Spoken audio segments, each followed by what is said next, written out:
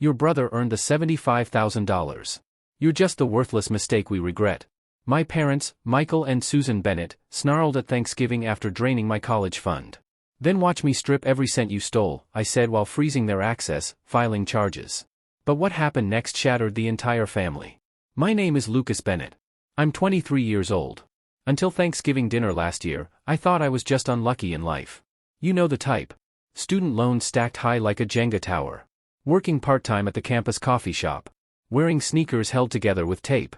Eating instant noodles almost every night. I wasn't angry about it, not really. I just believed life was tough and my parents had done the best they could.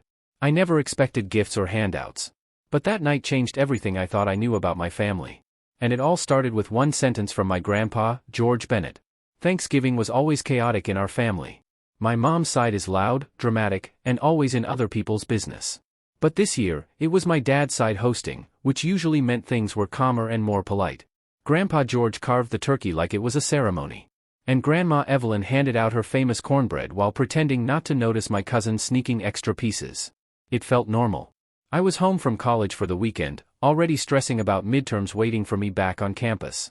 I sat next to my little cousin Oliver Bennett, who was too busy playing with his mashed potatoes to talk. My parents sat across the table, laughing with my Uncle David and Aunt Sarah like nothing was wrong. Even though they'd barely answered my texts that whole semester. Halfway through dinner, Grandpa lifted his glass for a toast, something he only did when he felt especially sentimental. To family, he said, his voice shaky but warm. To watching our kids grow into people we can be proud of. Everyone murmured and clinked glasses. Then he looked straight at me and said it. And Lucas, glad to see you're putting the college fund to good use. The room froze. Forks stopped midair. My heart slammed in my chest. I blinked in shock. My dad coughed into his napkin, nearly spilling his drink. My mom's face went pale like the color had drained out of her completely. My Aunt Sarah stared at them and even Oliver stopped chewing. Grandpa frowned. The college fund we set up when you were born. You didn't know? Then Oliver, not realizing, whispered, "Wait, you didn't know?" I couldn't answer. My chest felt tight, like I'd been punched. I turned to my parents, but they wouldn't meet my eyes. My mom picked at her peas like they were the most important thing in the world. My dad grabbed his wine glass again. "Lucas," Grandpa said confused. "Hasn't the fund been paying for your tuition? We've added to it every year. On your birthdays, Christmas, even when times were hard." I swallowed and finally said quietly. "No one ever told me about a fund." Grandma's mouth opened like she wanted to say something but couldn't find the words. Aunt Sarah leaned forward, raising her eyebrows, her fork resting on her plate. "Wait, then who's been managing it?" That's when everything started coming apart. My dad cleared his throat. "We didn't think he needed to know," he muttered, staring at his plate. "You didn't think I needed to know I had a college fund?" My voice cracked on the word had. "We used it," my mom blurted, her voice tense. "For the house, the bills, emergencies. We thought it was best." Grandpa's face hardened. His voice was sharp now. "What do you mean you used it?" My dad shot him a look, then faced me. "Lucas, we were struggling. The recession hit us hard. The roof leaked. And your brother Nathan needed braces." "My brother," I snapped, cutting him off. "The one who never even went to college." "It was all for the family," my mom said, her tone rising. "You wouldn't understand. You were just a kid. You don't remember how bad it got." I pushed myself up from the table. The chair screeched loudly across the floor. Every face turned toward me. "You could have told me. Instead, you let me borrow money. You let me work 20 hours each week while also taking classes. I thought we simply didn't have enough. I believed working hard and not asking for help was the right thing. And all that time you were hiding my college fund." "It's not like that," my dad answered, though his voice sounded weak. "You're just causing a scene." I gave a sharp, bitter laugh. "Oh, I'm the one making a scene. You lied to me for years. And somehow I'm the problem." Grandpa spoke then, his tone soft but firm. "That money was never yours. It belonged to Lucas. We made that clear from the start." "Well, maybe if you hadn't put it under our names," my mom began. But she stopped cold when she caught Grandpa's expression. "We trusted you," he said, his voice hard. "We believed you'd do right by your son." The whole table went silent. My cousins avoided looking at me. Oliver stared at his plate. Aunt Sarah shifted uncomfortably, and my Uncle David leaned back in his chair with his lips pressed tight. I dropped back into my seat, not because I wanted to, but because my legs felt weak. "How much money was in it?" I asked Grandpa. He hesitated. "Around $75,000 by the time you turned 18. Maybe more. We kept adding to it." $75,000. $75,000. That amount could have cleared every loan, covered housing, books, maybe even let me breathe a little. I glared at my parents. My mom's eyes filled with tears, but I didn't care. My dad's face showed anger, but no shame, only that he felt trapped. We did what we had to, he muttered. No, I said quietly. You did what was easiest for you. Grandma finally spoke, her voice barely above a whisper. We need to talk about this, all of us. But I wasn't listening anymore. My hand moved to my phone on its own. I only wanted to open a file I had been holding on to for months. It showed every dollar I had earned and saved. Scholarships, side jobs, wages, freelance work, and even the bonus from the startup where I had interned last summer. When the screen lit up, I saw my dad glance at it and freeze. He knew exactly what it was, or at least what it meant. But I wasn't ready to speak the words out loud. This was only the beginning. That night, I didn't sleep. When dinner ended in a quiet, messy exit, Grandma gently pushing dessert as if sugar could fix the damage. I packed my things and drove back to my college apartment early. I left a note for Grandpa thanking him for the meal and for telling me the truth, even if he hadn't meant to. The silence inside my car during the drive felt louder than any argument at the table. Oliver's little whisper echoed in my mind. You didn't know. The innocence of it carried more weight than anything else. This was no longer only about money. It was about trust, about realizing my entire childhood had been rewritten by parents who saw me as a tool, not a son. The document I pulled up held a record of everything I had managed to collect since turning 18. Grants, stipends, paychecks, odd jobs, every bit of work. I had been proud of it once. I remembered sitting in my small apartment at 2 o'clock in the morning, deciding whether to buy shoes or save the money for food. I chose ramen and patched my sneakers with tape. Meanwhile, my parents chose braces for my brother and spent the bonus I earned. What they didn't know was this. I wasn't just an intern anymore. 2 weeks before Thanksgiving, the company offered me a full-time job after graduation. The pay was high with a signing bonus and stock options included. They said if I kept working the way I was, I could be in a leadership role within 2 years. I had been planning to tell my parents when I got home, waiting for the right time when I thought they would be proud of me. But now, I wasn't even sure I wanted them to know. The next few days passed in silence. Too much silence. I didn't hear from my parents. No calls, no texts. Only Grandma sent a short message. Thinking of you. Love you. I stared at it for a while. Typed thanks, I'm okay. Then erased it without sending. I didn't reply. I didn't know how. Then the messages started. First from my mom. Lucas, we need to talk. Can we please meet before you go back? Then from my dad. You're acting childish. This isn't as simple as you think. Call me. Then strangely from my Uncle David. Hey, just so you know, I had no idea about the fund. That's messed up. I'm here if you need to talk. I ignored all of them. Not yet. Instead, I did something that made my hands tremble. I reached out to the bank listed in the trust fund papers Grandpa had mentioned. It took some effort. Grandma forwarded me a few old emails once she realized I was serious. And I made a polite but firm call with a confused advisor who couldn't believe the actual beneficiary of the fund didn't even know it existed. When they confirmed the account had been emptied over 7 years and that every withdrawal had been signed off by my parents, I felt sick to my stomach. The proof was there. Statements, numbers, their names. They hadn't even tried to cover it up. I asked if there was anything I could do. The advisor hesitated, then said, "You'll want to talk to a lawyer. If this was set aside only for your education, it could qualify as misappropriation." So, I did. I booked a meeting with a legal aid office on campus. I brought everything. The trust documents, the bank records, my own financial papers, even printed emails from Grandpa over the years where he'd written about adding a little extra for my future, which I had always brushed off as birthday notes. The rep stared at the pile of papers, then looked at me for a long time. "Lucas," they said, "your parents might have committed a felony." I didn't want to believe it. I still didn't. These were my parents. The people who tucked me into bed, who taught me how to ride a bike, who bought me a Lego set after my tonsil surgery. And now they were the same people I might have to take to court. That weekend, I went completely silent. I didn't answer calls, didn't post anything online. I needed space, time to think. But the silence only seemed to make them louder. On Sunday night, someone knocked on my apartment door. I opened it and saw my dad standing there. He looked worn out, like he hadn't slept in days. "Can I come in?" he asked. I didn't move. "I just want to talk." Still, I said nothing. He sighed. "Fine, I'll talk. You listen." He stayed in the hallway, hands shoved into his coat pocket. "We didn't mean for it to go this far. We thought we could put it back. You were young. You wouldn't notice. But then we fell behind and things got away from us. I stared at him. You could have told me. I know, he said quietly. But your mother was afraid you'd hate us. She wanted to wait until we replaced it. You had 18 years, I said flatly. He flinched. Then he said something that shifted everything. We didn't just use it on ourselves, Lucas. We used it for your brother, too. His school, his surgery. He's always needed more help than you. You've always managed. We thought you could handle it. I felt the anger boil inside me. So, because I was the easy one, I got less. He didn't answer. He just stared down at his shoes.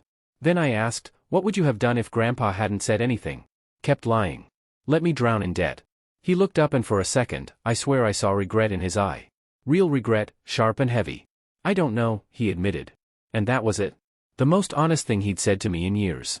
I gave a slow nod, then moved back and shut the door. No shouting, no dramatic explosion, only stillness. But inside me, something clicked into place. I knew I couldn't just let this slide. I wouldn't. They had chosen their path. Now I would choose mine. That night, sleep never came. After I closed the door on him, I leaned against it for a long while, listening as his footsteps faded down the hallway. I thought I might feel relief, maybe some weight lifting off me. But nothing of the sort happened. Instead, my stomach turned. Not from doubt. I knew exactly what they had done. But from sorrow. The sorrow that creeps in when you stop seeing your parents as protectors and finally see them as selfish people who put themselves first. The next morning, a message popped up on my phone from my mom. Just 4 words. We're so sorry. I left it unanswered.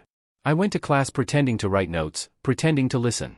But my head replayed the same line again and again. My dad's words, you've always managed. As if being independent was a punishment. As if surviving on my own meant I didn't deserve help. That night, I opened my laptop and began typing. Not a personal letter, not a casual email, a formal legal request. The campus legal advisor had already explained the procedure. Since the trust was created in my name and was intended only for school, my parents could be held responsible for taking it. Especially since they used it for things unrelated to my education.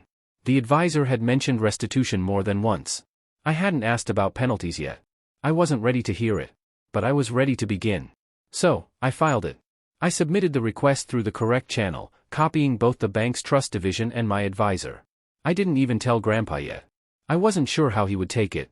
He still believed in family. I wasn't sure I did anymore. 2 days later, a blocked number called me. Normally, I wouldn't answer, but something told me to. It was my mom. Lucas, she said breathless like she had been crying. Please don't do this. We'll repay it. We'll find a way. You don't have to destroy everything. Her voice broke on the word destroy. I stayed silent at first, then I asked. How much did you take? She paused. We didn't track it closely. It happened over years.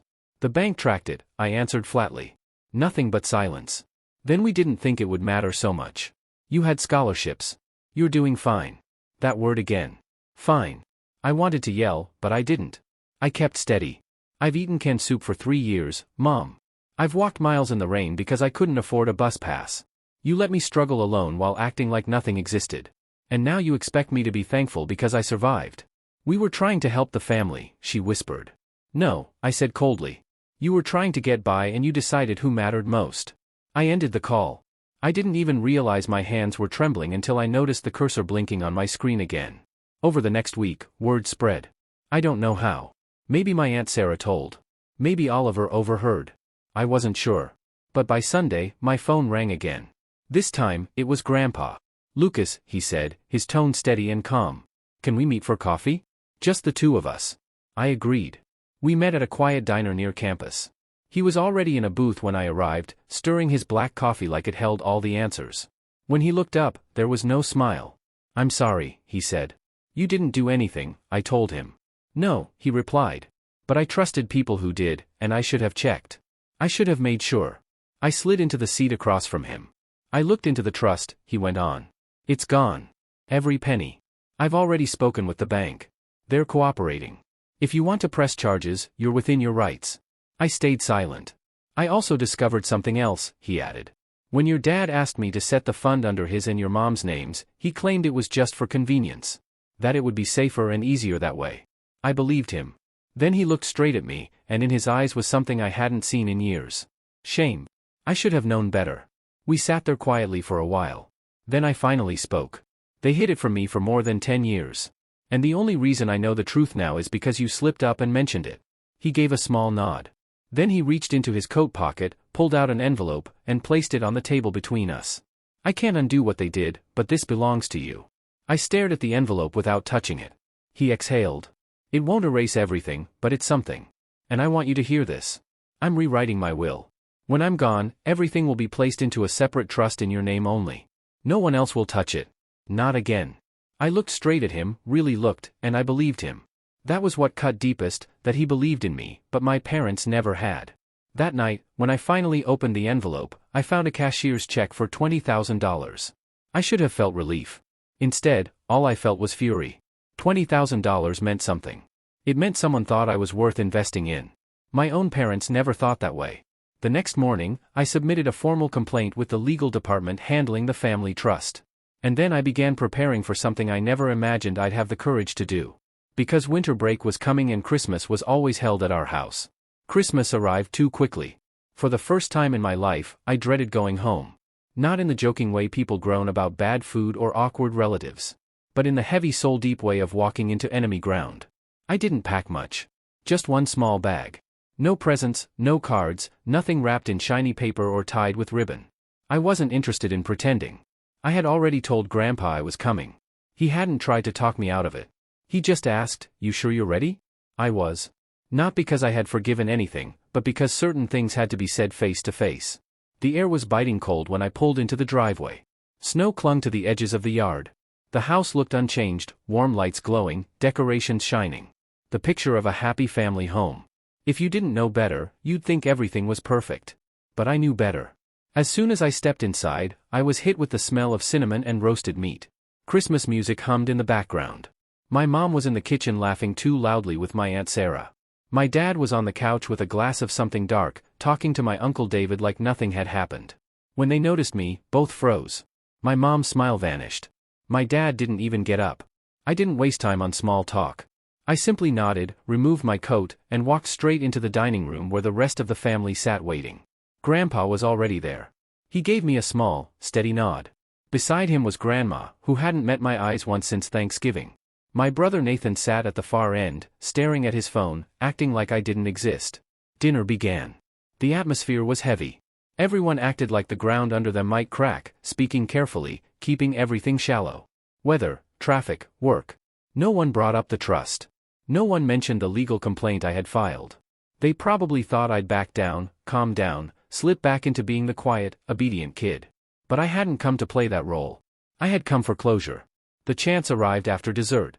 My dad stood for his usual Christmas toast. He lifted his glass and gave the same speech he always gave about family, love, staying strong. Then he said, "We're just so proud of how far our kids have come. Even in hard times, we've always stood together." That was the breaking point. I rose to my feet before he could sit back down. "You've always stood together," I repeated. "Right, except when it came to honesty. Except when it came to me." The room went dead silent. I reached into my bag and pulled out a folder neatly printed, organized with labeled sections. I set it on the table in front of everyone. "That's the complete record," I said evenly. "Every transaction from the trust fund you emptied, each withdrawal, each date, every dollar. Lined up with my student loan statements. For anyone here who still thinks I'm exaggerating." My mom's expression collapsed and my dad's teeth pressed tightly together. I turned toward Grandpa. "You asked if I was ready. I am." Then I faced the rest of the table. I worked 3 separate jobs while I was in college. I skipped meals. I missed out on experiences because I thought we didn't have enough. I blamed myself. I believed I was just unlucky. Meanwhile, my parents were quietly draining the fund my grandparents had created for me. Spending it on themselves. My brother Nathan finally lifted his head. "Not all of it was for them," he muttered. "Some went to me." "Yeah," I replied, locking eyes with him. Braces, private tutors, a brand new laptop every year. While I was patching mine together with tape. Grandma spoke then, her voice trembling. "We didn't know, Lucas. We're so sorry." I gave a small nod. "I believe you. But this isn't only about the money. It's about respect, about honesty, and about choices." Then I turned back to my parents. "You could have told me the truth at any point, even after the account was gone. But you didn't. You let me believe we were all struggling the same way when in reality you let me suffer by myself." My mom whispered, "We thought it was what's best." "For who?" I asked. For me or for the version of me that kept quiet? They didn't reply. I drew a steady breath. I've already filed a formal complaint with the bank. Legal action has started. I'm not doing this to punish you. I'm doing it because choices bring consequences and because I'm done carrying this alone. My dad slowly stood. You're suing us? Your own parents? No, I answered. I'm holding you responsible. He gave a sharp, bitter laugh. You'd really rip this family apart over some money. That's your conclusion? I shot back. You ripped this family apart when you decided I didn't matter. I picked up the folder and walked into the living room. The others stayed frozen at the table. I pulled out one final envelope, my Christmas gift, and placed it on the mantel. I'm not staying tonight. I don't know when or if I'll be back. That envelope contains copies of the legal documents so no one can deny the truth. There's also a letter explaining everything so no one can say they weren't told. By then, my mom was in tears. My dad stared blankly at the wall. Grandpa rose and came to me. You don't have to carry this by yourself, he said softly. You have more family than you realize. I nodded. I know. Thank you. He hugged me, the only one who did. Then I walked out of the house into the snowy night. Nobody followed me. A week later, a letter arrived from the bank confirming the investigation had begun. If fraud or misuse could be proven, and all signs pointed that way, my parents could be forced to repay the entire amount or face legal consequences. I didn't celebrate. It didn't feel like a victory, just something necessary. But I finally took one step for myself. I paid off part of my student debt with the check Grandpa had given me. I moved the rest into a new account under my name only. That spring, I graduated with honors. 2 months later, I received my first paycheck from the startup. I rented a new apartment and bought myself a good pair of shoes. No tape this time. As for my parents, I don't know. We haven't spoken since Christmas. But sometimes I think back to that night, to the moment Grandpa said, "Glad you're enjoying the college fund." The moment everything split open and I realized the deepest wound wasn't losing the money. It was losing the belief that they cared. Learning that the people meant to protect me had chosen not to. But I'm still standing. And now I know my value. Not because of a trust fund, but because I stopped putting faith in the wrong people and started putting it in myself.